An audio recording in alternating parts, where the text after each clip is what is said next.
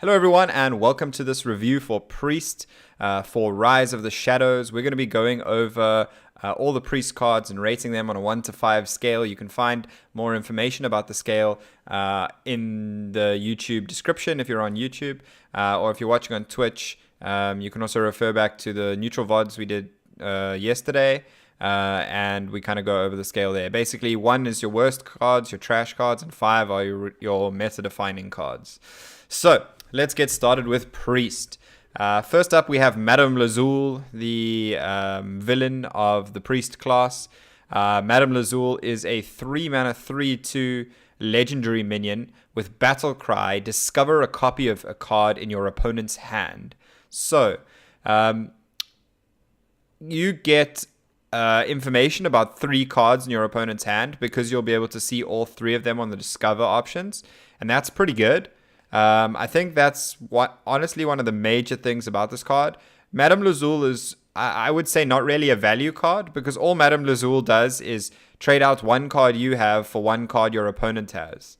And while if we compare this to something like Draconid Operative that we used to see, the difference here is that Madame Lazuli doesn't really have much stats going for her. She's fairly small, a 3-mana 3/2. She's understated, unlike something like Draconid Operative, and so that kind of leaves her in a position where all you're really doing here is getting information.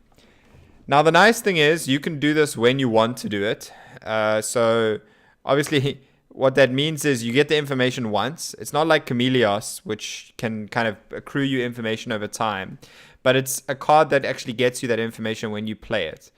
And if you are able to make reads on your opponent's hand, you might be able to fetch the right cards you need at the right times. You can kind of force cards to clog up in your opponent's hand by not giving them good ways to use them.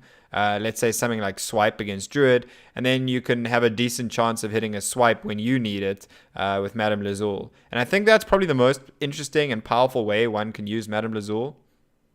Overall, I think Madame Lazuli kind of falls into the 3 bracket for me. I think Madame Lazuli will kind of see a little bit of play in a couple decks, but I'm not 100% sure whether Priest really cares too much about what's in your opponent's hand most of the time. You know, Hearthstone is very much a board-based game, and so it's actually just more about really what's on the board than caring about what's in your opponent's hand, unless they're like a combo deck and you can disrupt that. So actually, I think I've just talked myself down into giving Madame Lazuli a 2 there. Purely because it's probably just going to be a Fringe card at best, I suppose. Even though I really am a big fan of the design. Much like with Chameleos, I think this is an even better look into that design. I'm not sure why Priest is getting this kind of seeing your opponent's stuff archetype, but it's pretty interesting. Next up, we have Katrina Muerte. Katrina Muerte is an 8-mana 6/6 legendary minion. At the end of your turn, summon a friendly minion that died this game. So that's a pretty powerful effect. People kind of compare this to Kalthazard, a similar effect to Resurrect stuff. The difference is Kalthazard only resurrected what was on your board, but Kalthazard resurrected everything that was on your board. So Kalthazard was a much higher tempo play the turn you played it, but it was also more situational because you needed to make good trades on the board to make Kalthazard good to play in that turn. So Katrina Muerte is a lot less situational, but also a lot less reliable. Resurrection effects have proved pretty powerful in Priest. We've seen a number of kind of big Priest-themed decks, and that's really what Katrina Muerte is pushing. If we're looking towards Standard, then which is kind of the focus of all of these reviews, then a lot of the other big Priest cards are rotating out, and that's a big concern for Katrina and her individual viability. But I think that Katrina is powerful enough that you want to build the big Priest deck because of her, and so I think that kind of encourages me to say that Katrina is a 4. I think she pushes the big Priest archetype with a little bit of other support from cards like Mass Resurrection maybe, and Archmage Vargoth. But I also think that she might even see play outside of just that deck. So even if that deck is not necessarily the go-to priest deck or the top priest deck in the meta. I think that she is powerful enough that we will see her see play in a number of priest decks. Certainly any ones that want to go for value in the late game. The problem with value in the late game in priest, and this is kind of a pretext to everything that we're going to be discussing, is that they're losing cards like Psychic Scream, which is absolutely massive. Even that Spirit Lash as well. So these are cards that affect the very early game, like Spirit Lash, or affect the very late game, and pretty much the entire game, like Psychic Scream. So Mass Hysteria is the one big AoE they have left to get them to their Katrina Muerte. And I'm not 100% sure that Mass Hysteria is going to be enough. So we're going to have to wait and see with Katrina if priests can actually still survive long enough to play this slow game plan. But overall, I think Katrina is a powerful card individually. So we're going to give Katrina a rating of 4. Next up, we have Shadowy Figure. Shadowy Figure is a 2-mana 2/2 with Battle Cry, transform into a 2/2 copy of a friendly Death Rattle minion. So paying 2 mana to copy a minion is absurdly powerful. That even if you're only getting the 2/2 stats, that would be broken pretty much. But the big caveat here is that it has to be a Death Rattle minion. And that's really what makes it quite difficult. The number of Death Rattle minions in Priest is, I think, a lot. Well, obviously it's a lot lower now, but I think Priest are losing quite a lot of important Death Rattle minions. I think Obsidian Statue rotates, if I'm not mistaken. And so realistically here, the question is like, what are you copying, right? I mean, the ideal would have been like Cube that rotates too. So I'm just not really sure what we are looking for. I mean, this does become free. Well, actually, this doesn't become free because it doesn't have Death Rattle itself. So it doesn't actually synergize with Reckless Experimenter, which I was actually just thinking of.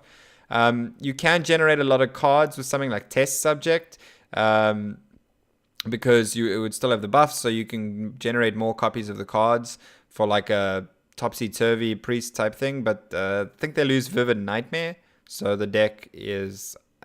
and they lose the Radiant Elemental, so I'm pretty sure that deck is dead. So overall, I'm just not really sure what Death Rattles we want to copy. I mean, the best Death Rattles are stuff like Mechanical Whelp these days, and that's just I don't really think that's enough.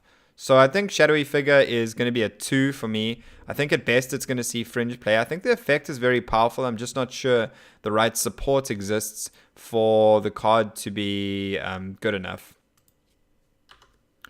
Next up, we have Lazuli Scheme. Lazuli Scheme is a 0-mana epic spell. Reduce the attack of an enemy minion by 1 until your next turn. Upgrades each turn. So this is the first scheme we've encountered, as we've only done the good guy classes until now. Now we're on to the villains. So the schemes, a little bit of a preface about them. They're going to be a little bit difficult to judge because it's very difficult to judge when exactly you're drawing a card. It's not really something we've had to consider too much outside of curve implications with a lot of cards at this point. So the schemes are going to be quite varying, I think, on how they rate, because we have to look at how is it if you draw this card and if you hold it for like maybe 1 turn at the most, 2 turns. We have to consider the opportunity cost that's lost by not playing the card. So when you are evaluating the schemes, you really have to consider that. And I think what that means is that we have to consider at what point Lazuli Scheme is a card we would play in our deck. 0 mana to reduce the attack of an enemy minion by 1 is probably not good enough. It can help facilitate stuff like Shadow Word Pain or Cabal Shadow Priest or Shadow Madness. There's quite a few good synergies for being able to reduce attack. And at 0 mana, that's very powerful. But we probably need to be getting at least 2 or 3 attack out of this. So that means when we draw Lazuli Scheme, Nothing that's currently on the board is really going to be a viable target for it, because if you leave what's on the board for like two to 3 turns, then you need to actually you need to deal with that stuff, or you're just going to die anyway. Especially if it's something that's big enough that you actually need to reduce its attack. So I think Lazuli scheme, when we see it like in the mulligan on priest and stuff like that, is going to be very powerful. There's going to be some insane swing turns based on when you drew it. It's going to make hand reading quite difficult as well, although there's going to be a little bit more nuance that you might be able to read into your opponent having a scheme, and I kind of like that a little bit about schemes. It's another question you have to ask yourself when you see your opponent holding a card is, are they holding this card maybe because it's a scheme? Are they, plotting and planning something here? Is that the reason that they haven't tried to clear my board up until now? Is it because, Hagatha's scheme, which we'll see, has been not enough damage yet? And you have to kind of consider that. And even with Lazuli's scheme, you want to consider keeping the attack of your minions outside of the range of Lazuli's scheme plus Cabal Shadow Priest. Because something like that on turn 6, where you could steal, if Lazuli's scheme was in your hand every turn, then you could steal something like a 12 cost minion. I mean, not a 12, an 8 attack minion on turn 6. And that would be very, very powerful in most scenarios, because any 8 attack minion is going to have cost your opponent quite a lot, so it's going to be a big tempo swing. So I think Lazuli's scheme is a card that can definitely make control priests pretty good, but I'm not sure it's not good enough to push an archetype itself. I don't think it's good enough to necessarily keep priest around as a super powerful control class. Another thing that they're also losing is Shadow Visions, so that's a way that you would have been able to get Lazuli's scheme and plan very well. Those two cards would have synergized very well, but that's not going to be in standard together. So I think Lazuli's scheme is going to just have to be a 3 for me. I think it will be playable in a couple priest decks, especially the big priest decks as well, where you don't necessarily want to play a lot of minions. So you kind of forced to play spells, and I think this might be one of the better spells for those decks as well. Next up, we have Mass Resurrection. So Mass Resurrection is a card that got a lot of, I don't want to say hate, but it annoyed a lot of people in the community, and you'll find out why. It's a 9 mana rare spell that reads summon 3 friendly minions that died this game. So we are seeing the Spellstones rotate, and we're seeing the Eternal Servitude rotate, and a couple of the other kind of big priest, wall priest type cards. So it's a bit of a surprise to see Mass Resurrection come in straight immediately. So the priests kind of have this effect the whole time for another 2 years in standard. But Mass Resurrection is in many ways a pale comparison of the Spellstone. Now, you might think, okay, yeah, you can only cast this on turn 9 now instead of turn 7. But realistically, casting the Spellstone on turn 7 wasn't a very common thing. So I don't think that the mana difference matters in that sense.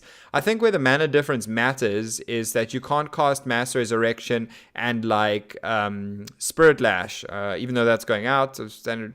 But you can't cast Mass Resurrection and much else at the same time. Particularly because no Radiant Elementals means you're not getting any reductions on the spells you play afterwards either. So with Mass Resurrection, you're really stuck to just having that 1 mana, and that's the reason that I think the card is going to be Fringe at best. It could be a deck-defining card or a good enough card in a lot of the big priest decks, but I'm not really that sure the big priest decks are going to be that powerful, or that they're even going to want to necessarily run that many copies of Mass Resurrection. It takes quite a while to get there. There is still Cloning Gallery in Standard. I mean, that's the big other synergy for this. But then what we're talking about, playing 2 9-mana spells in order to get 3 of our minions on the board. And that doesn't sound like the best deal, really. So I think Mass Resurrection is probably just going to be Fringe at best and not as scary as a lot of people think it is. But it could well be a tech card and specialist for some Control Priest decks in Control Mirrors. Next up, we have Convincing Infiltrator. Convincing Infiltrator is a 5 mana 2/6 rare minion with Taunt and Death Rattle, destroy a random enemy minion. So very much the Obsidian Statue effect on this. Big difference is obviously a much lower stat line and a much lower cost. So the lower cost is good with the Death Rattle effect, but we do, as a result, only get a 2/6, which feels pretty weak for 5 mana. You know, the lower you make this effect in mana cost, the better it gets.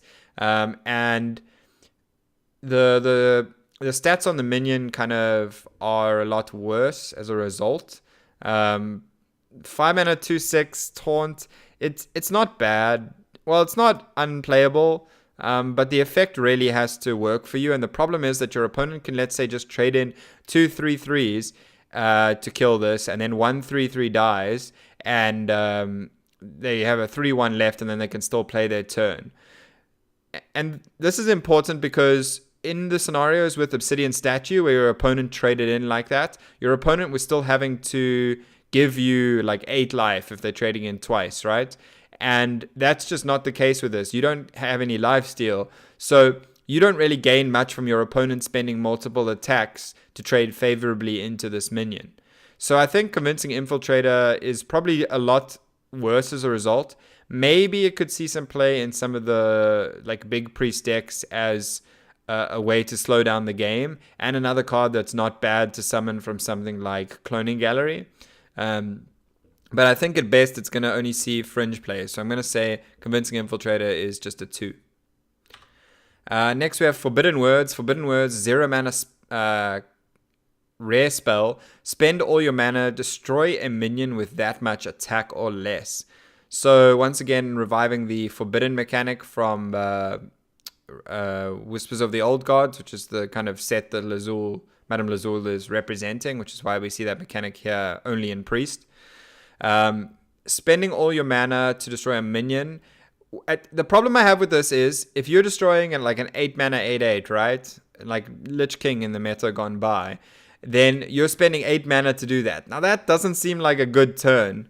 If you're spending 4 mana to kill a 4/4, you know, finally priests can kill a 4/4, but who cares if you spent your whole turn to kill the minion that your opponent spent their turn summoning?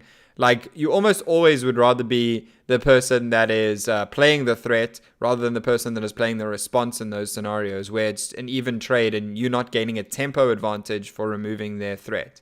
That's the big thing. You either need to get value or tempo from your removal tools for them to be better, to be good enough, really, for constructed most of the time. And Forbidden Words doesn't give you either. It doesn't give you value and it doesn't give you tempo. So I think Forbidden Words is actually just a pretty trash card. I think it is just a flat 1. I think that people have seriously overhyped it, and I don't really see a good reason to play this over many of the other tools that Priest does have. I mean, if Priest's removal set is so bad that they consider Forbidden Words, I think the class is in a much deeper trouble than Forbidden Words can get them out of, for sure.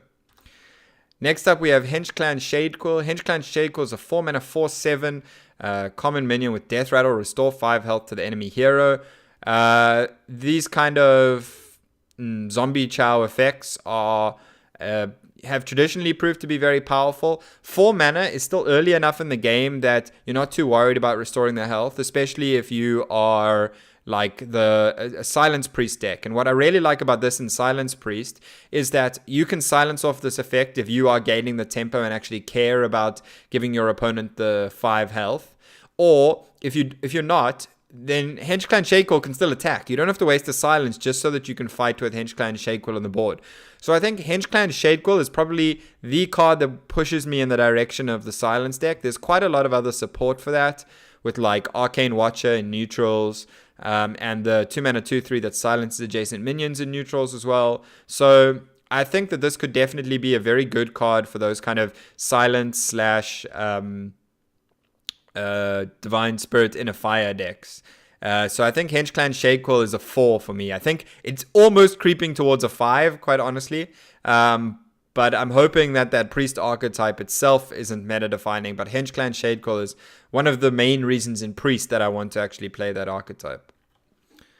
Next up, we have Unsleeping Souls, so another card that synergizes in that archetype. It's a 4-mana common spell with silence a friendly minion, then summon a copy of it. So if your opponent doesn't trade into your Arcane Watchers or your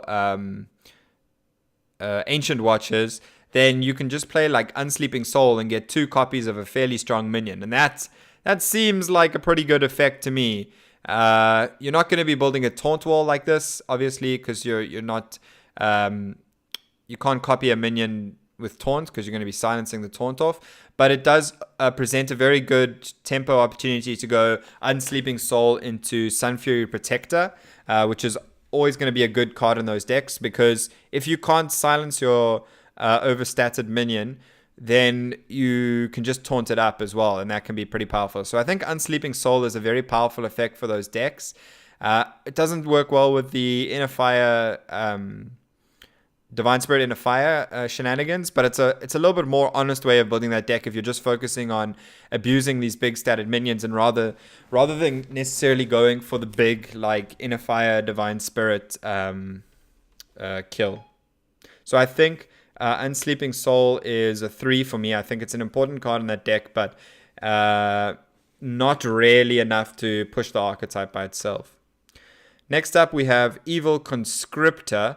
Evil Conscriptor is a 2-mana 2/2 common minion with Death Rattle. Add a Lackey to your hand. So Priest is an evil class, so they get a Lackey generating card. This is not terrible as a Lackey generating card. 2-mana 2/2 Death Rattle that gives you a pretty good 1/1. Now you're underpaying for the 2/2 body, but the 1/1 that you get is better than your average 1/1. So overall, it looks like a fair trade. I just think the problem is that Priest doesn't really have any payoffs for this kind of deck. For lackeys, it doesn't have like a tempo reason to do this, and I think that's the biggest issue for me. I think Evil Conscriptor would be a 1 if we wanted to consider just how much it'll probably see play. But I think the card is good enough that we can consider it to be a 2. It's just not really going to see play because there's not really seemingly the Priest deck to actually support it. None of the lackey effects are really doing what you want in any of the Priest archetypes that I can see being popular. And that's all the cards we have for Priest. So overall, I think the Silence Priest deck seems pretty viable. Seems like a good option, a good go-to. Divine Spirit Inner Fire has, over the last couple of years, proved to be a very effective win condition for the Priest decks. They still have the 0-mana Silence that's in the Classic set. So there is definitely a couple tools that they have to actually build a reasonable deck there, especially with some of the other cards. I'm not really convinced about Dragon Priest without Dustbreaker, or any other control. Like, you can't really do the control Mind Blast Priest without the Shadow Reaper Anduin. So I'm not really sure where else Priest goes other than the Silence deck. And I'm not really sure how that Silence deck techs necessarily to be excellent in Specialist format. So I think Priest overall will be like one of the mediocre classes in the set, because I think to be a really powerful class, you want, especially on ladder, you want to have multiple deck archetypes so that your opponents struggle to mulligan effectively. I think the difference that mulligan win rate makes is relevant in the meta. So I think that Madame Lazuli is going to be a little bit, not the card, I mean, I'm talking about Madame Lazuli as the hero portrait thing now, thinking about Priest, sorry. I think the Priest is not going to be too great, but is definitely not going to be out of the meta. I think it will be a playable class, but mostly with the Silence archetype going forward for this expansion. There's obviously a little bit of hope for the big Priest archetype, but we'll have to see if there's enough good payoffs for Big Priest, and that's one of my biggest concerns. Is that it seems like Katrina is really the only real payoff right now for not putting tempo minions in your deck and only putting the big ones. So if you want to share any thoughts, if you're watching this on YouTube, feel free to drop a comment in the comments below. If you're watching this on Twitch, feel free to say hi in chat. And if you just want to interact on Twitter, you can find me there at dib_gaming. Next up, we have Rogue. So until then, cheerio.